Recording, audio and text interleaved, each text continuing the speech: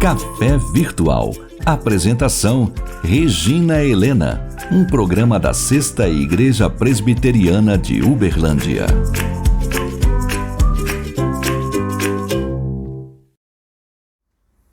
Olá, seja muito bem-vindo ao Café Virtual. Obrigada por você estar aqui comigo. E nós hoje vamos meditar na Palavra de Deus no tema O Senhor Proverá. Tem um hino que eu gosto muito. Ele diz assim: não desanimes, Deus proverá. Deus velará por ti. Com suas mãos te cobrirá. Deus velará por ti. É verdade. Deus tem cuidado de nós, não é? E eu acho esse hino tremendo. Ele fala muito ao meu coração. Quando eu olho minha vida, o meu passado, as minhas experiências, da nossa família e também de muitas pessoas, né? Eu vejo quando Deus tem cuidado de nós. Tem a história de uma menina que ela convidou sua amiga para ir na igreja. E o pastor começou a pregar sobre Gênesis 22, quando Deus, ele prova Abraão. Ele pede que Abraão sacrifique seu único filho, Isaque. E quando estava lá naquela história, contando, diz que a amiga dessa menina ficou tão revoltada. Ela falou: que história horrível, eu vou embora, eu estou indo embora. Então, essa menina disse para sua amiga: shh, espera, com Deus na história, todo final é feliz. E é verdade, né? A gente sabe que Deus providenciou para Abraão um cordeiro, né? E foi muito lindo, né? Um carneiro preso pelos chifres entre os arbustos. E daí, no versículo 14 de Gênesis 22, diz assim: e pôs Abraão por nome àquele lugar: o Senhor proverá. Né? O Senhor proverá. E é isso que eu gostaria de compartilhar com você. O nosso Deus que proveu o perdão, a salvação em Cristo Jesus. Em Filipenses capítulo 4, versículo 19 diz: e o meu Deus, segundo a sua riqueza em glória, há de suprir em Cristo Jesus cada uma de vossas necessidades. Nosso Deus tremendo, Ele supre, né? Ele supre o perdão, Ele provê Jesus Cristo para nós, a salvação. E cada uma das nossas necessidades é um Deus que vê, é um Deus que provê. Tem uma história maravilhosa sobre George Miller. Ele foi um missionário e ele teve cuidou, né, de um orfanato com mais de 1000 órfãos. E por volta de 1870, 1850. E conta-se que um dia aquele orfanato lotado de crianças estava sem alimento, sem o pão para o café da manhã. E os funcionários estavam desesperados e conta-se que George Miller disse assim: eu não vou pedir para homem nenhum, eu vou orar a Deus, a minha aliança é com Deus. E ele entrou no quarto e orou. E conta-se que em seguida várias carroças com pão foi parando na frente do orfanato. E eles disseram que os pães tinham assado de um pouco mais. E a família real falou assim para darem aquele pão para o orfanato. É um Deus que supre a nossa necessidade. E você pode falar assim: mas isso aconteceu há quase 2 séculos atrás, não é verdade? Mas eu vi isso acontecer recentemente. Nós morávamos em Jaboticabal e nós participávamos da diretoria. Eu fui presidente um período do Recanto Menina Luz. E eu lembro que uma vez eu estava conversando com a coordenadora e ela falou: Regina, como nós estamos de finanças, será que daria para comprar amido de milho para nós fazermos bolachinha para as crianças nesse feriado, né? Ia começar um feriado e é bem gostoso, elas aprenderiam a fazer. E nós tínhamos ali um abrigo de 32 meninas em situação de risco. E daí eu disse: lamento muito, minha amada, mas não dá, né? Não dá, a quantidade teria que ser grande. E continuamos conversando ali no escritório sobre outros assuntos e de repente toca a campainha e eu fui atender.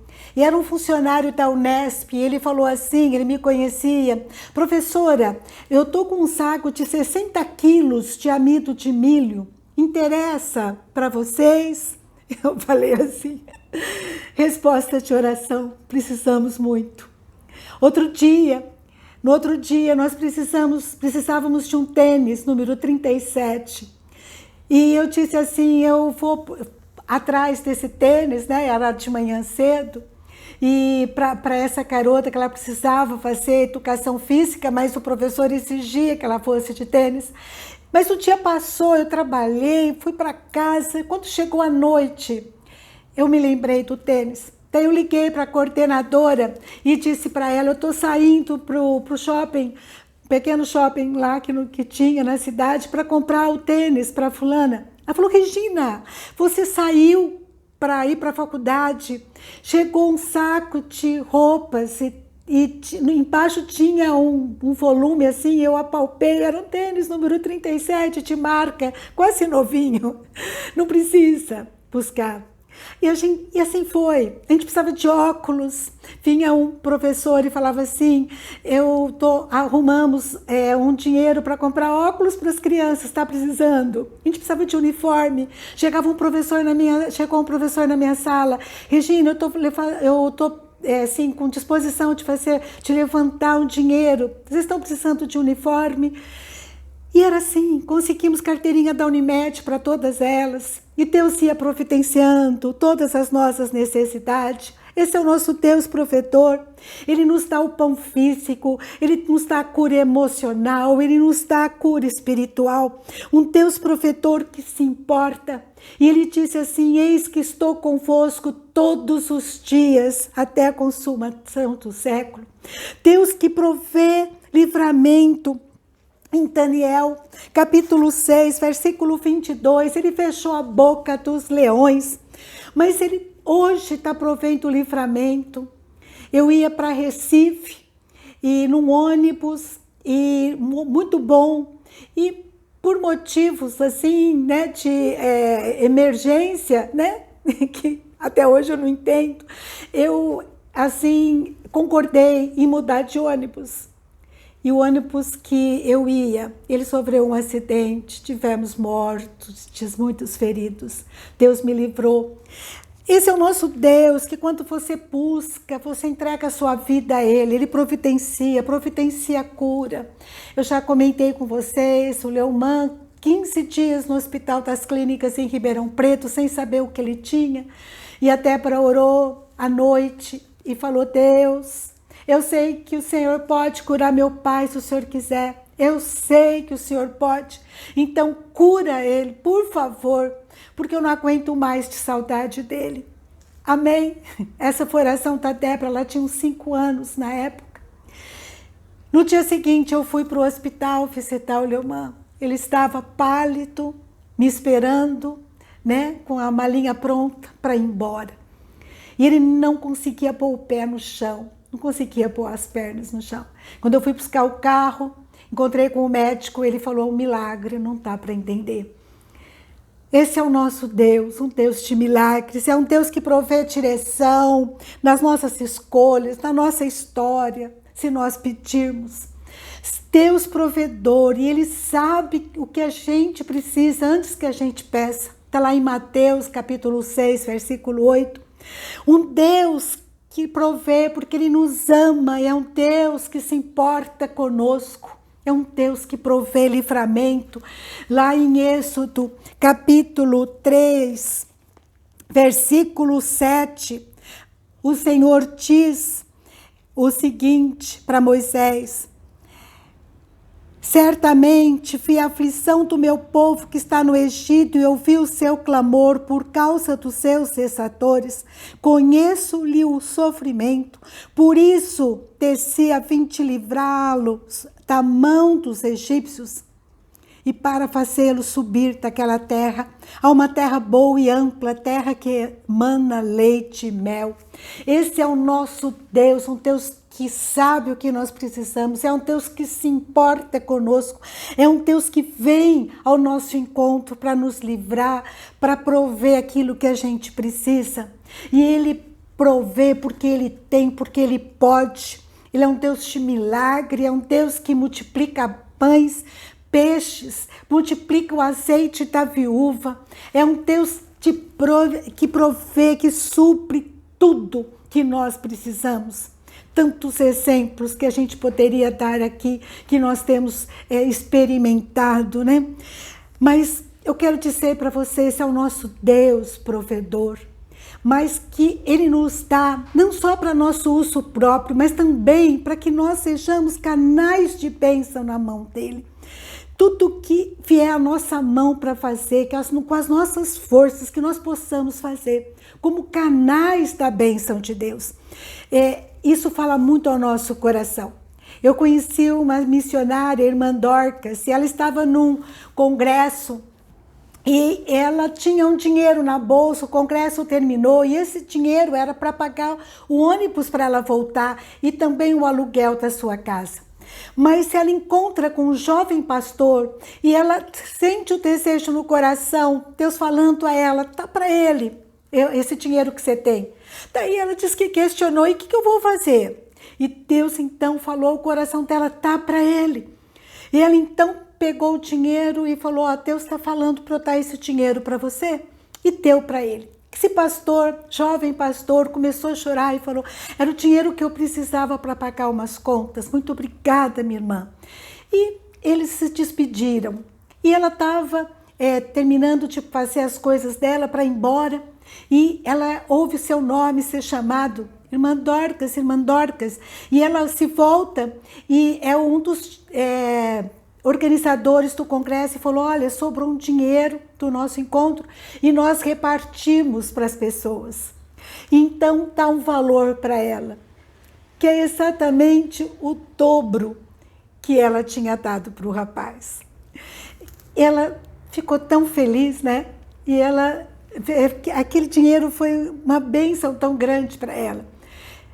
Olha como que Deus faz as coisas, né?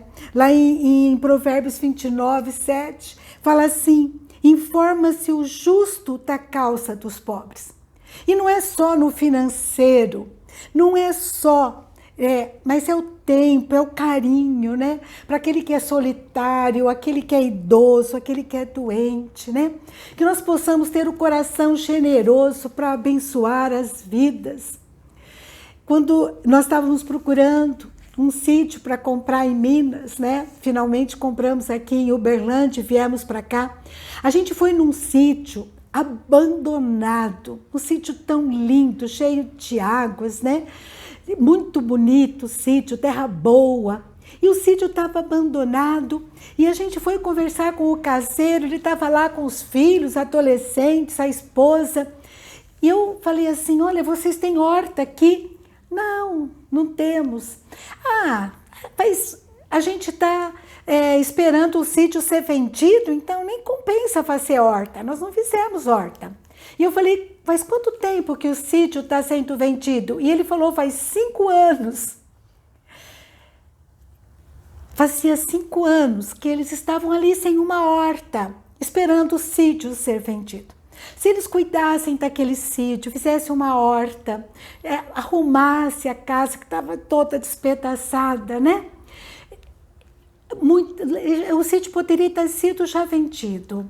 E com certeza, quem comprou poderia convidá-los a continuarem ali, a permanecerem ali, num lugar adequado, gostoso, prazeroso, frutífero. Meus amados, quando nós somos canais da bênção de Deus, do amor de Deus, do servir ao outro. Isso jamais é infrutífero, é como um bumerangue, vai e volta para nós, né? Volta para a gente. Lá em Provérbios 11, 24 a 25, a primeira parte diz assim: a quem dá liberalmente, ainda se lhe acrescenta mais e mais. Ao que retém mais do que é justo, ser-lhe-á em pura perda. A alma generosa prosperará. Deus é um Deus provedor. Podemos aquietar o nosso coração, porque Ele provê. Ele provê o sustento, a libertação, Ele provê a proteção, Ele provê cada uma das nossas necessidades.